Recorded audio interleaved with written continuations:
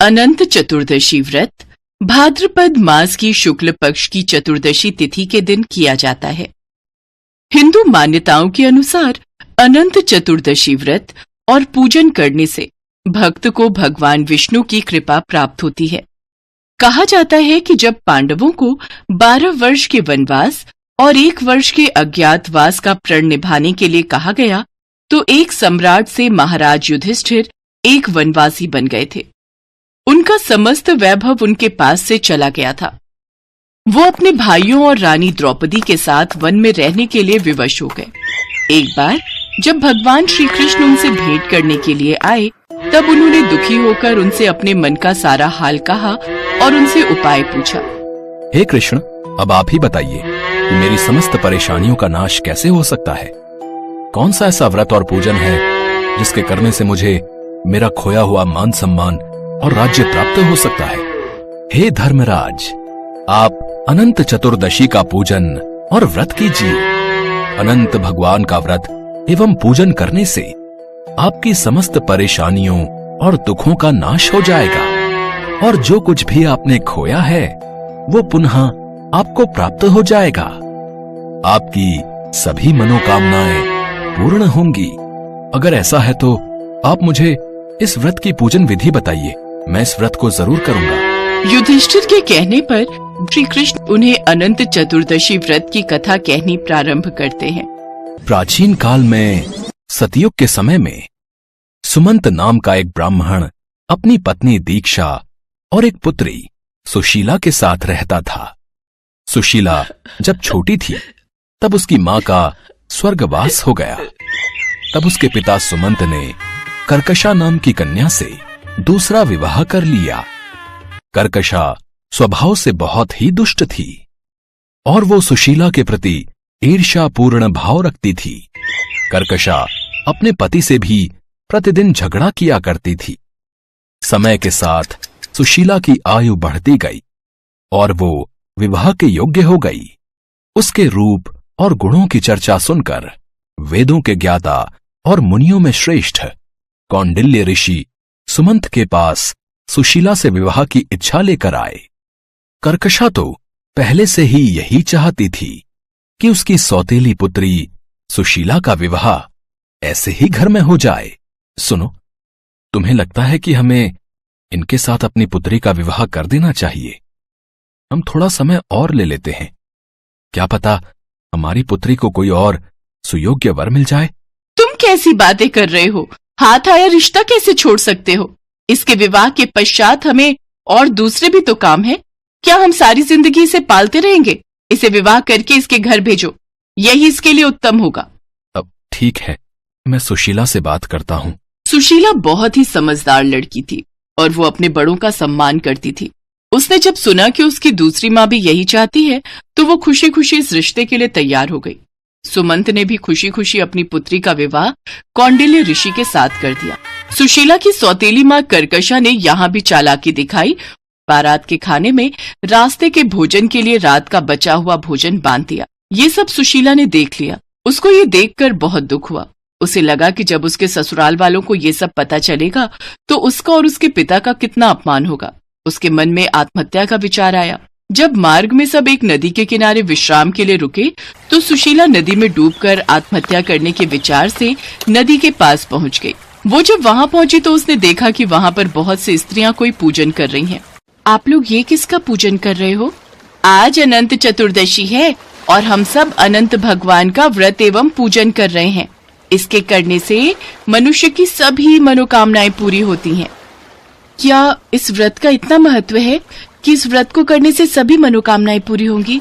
कृपया करके मुझे भी इस व्रत के बारे में बताइए। बेटी, ये अनंत चतुर्दशी का व्रत है और इसमें भगवान विष्णु के अनंत स्वरूप का व्रत और पूजन किया जाता है। पूजन के बाद 14 गांठों वाले इस धागे को बांधते हैं। इस सूत्र को बांधते समय अनंत भगवान से अपनी मनोकामना कहें। सुशीला ने उन औरतों के कहे अनुसार भगवान अनंत का पूजन किया और वह सूत्र अपने हाथ में बांध लिया और भगवान अनंत से प्रार्थना करने लगी। हे प्रभु, आप तो सब जानते हैं। आज मेरे ससुराल वालों के समक्ष मेरी और मेरे पिता की लाज रखो। मैं आपसे यही मांगती हूँ। मुझे और मेरे पिता को अपमानित होने से बचा लो प्रभु।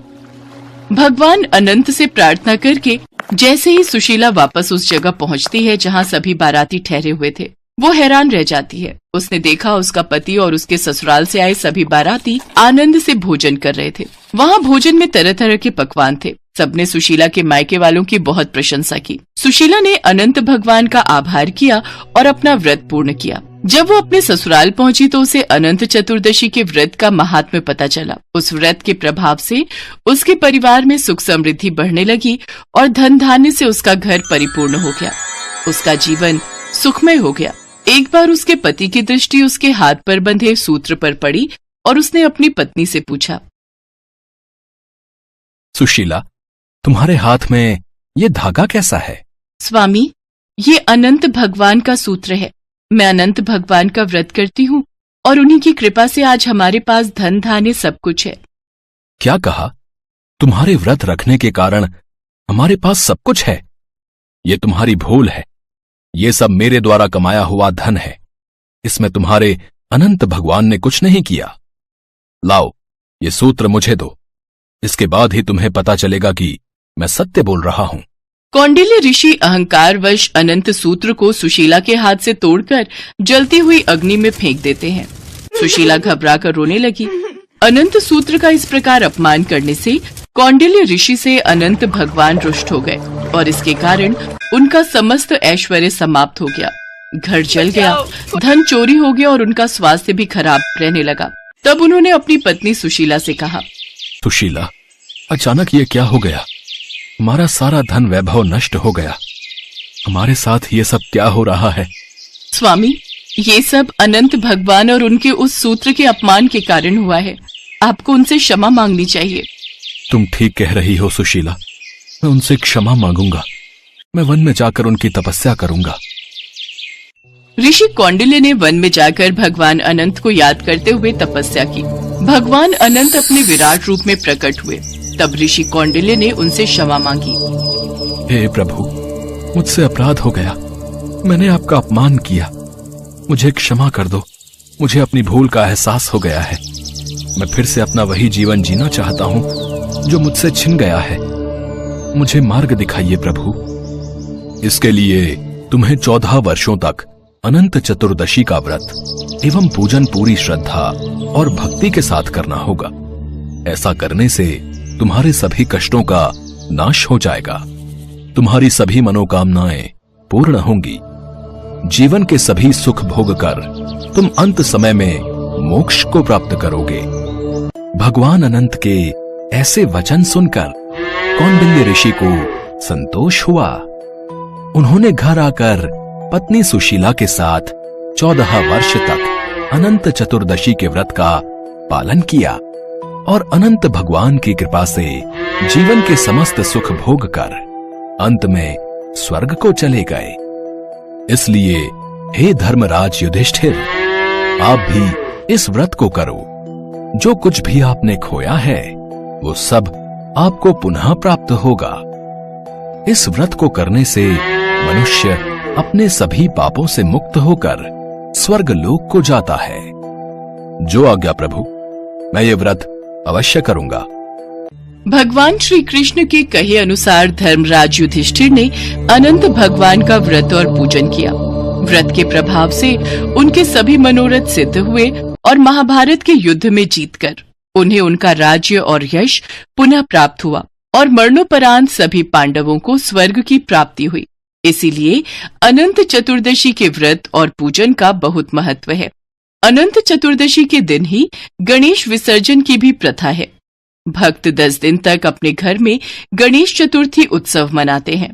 भगवान गणेश की प्रतिमा को घर लाते हैं और विसर्जन के दिन यानी अनंत चतुर्दशी के दिन गणेश जी की उस प्रतिमा का विसर्जन करते हैं तथा भगवान गणेश का आशीर्वाद प्राप्त करते हैं।